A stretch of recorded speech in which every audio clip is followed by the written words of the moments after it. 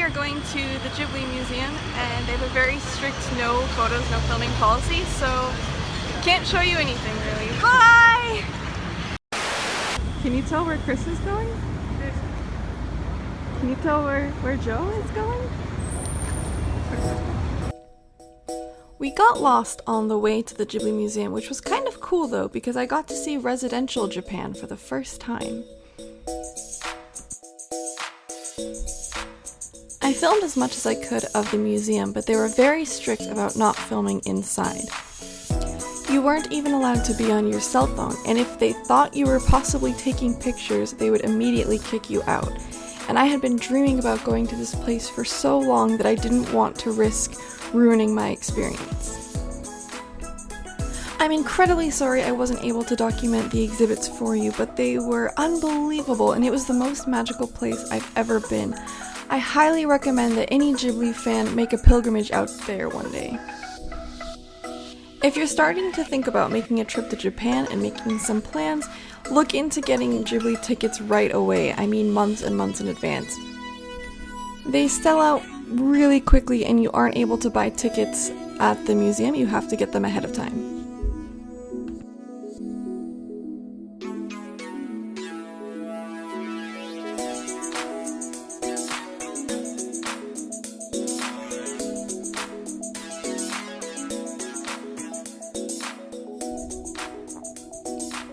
I bought some stuff from their gift shop, mostly for my mom and my sister. I got myself what I thought was a small figure, but is actually a kit to make a figure, and I'm kind of nervous about it because I'm bad at this sort of thing, and the instructions are entirely in Japanese, and complicated Japanese. But I think it'll be a fun experiment in an ASMR video. We'll see how it turns out. After exploring the Ghibli Museum, we traveled to Sagamihara to visit Arisa's family. We are actually meeting them for the first time. And people refer to this area as being the countryside, but it still very much felt like a city. There was just more greenery.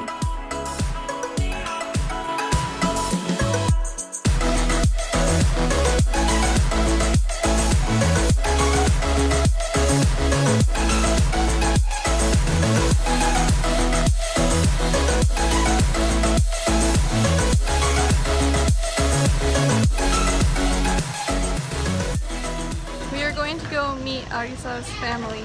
Very exciting. Joe's taking a selfie. Oh yeah, I bet that was a good one. It had a slightly more relaxed feeling, which was nice coming from the very overstimulating Shibuya, Shinjuku, Harajuku area. So it was a good break, but I still wouldn't really consider it countryside necessarily. Arisa's family was so cool and her mom was so super sweet. She made us a delicious meal, and then we played Scrabble with Arisa so that she could practice her English, which is phenomenal by the way, and she almost won. But in the end, when we had to deduct our leftover tiles, Joe ended up being victorious and was the winner. On the way back, we stopped and tried the famous Mr. Donut. Their donuts were super delicious and much more doughy than North American donuts. I'm kind of embarrassed to admit this, but when we got back to Harajuku, we were craving sweets again. We went to a dessert bar that was chocolate and Alice themed. Chris and Joe got a s'mores pizza, and I got a s'mores sundae. They were both so delicious. I have such a love of s'mores. And this dessert lands on my top 10 favorite things I've ever eaten in my life. I don't know where it lands on that list, but it was so good. I'm probably gonna dream about it forever. In my next video, I'll be exploring Shinjuku and introducing you to new friends. Make sure you subscribe so you don't miss it. And until next time, stay lovely.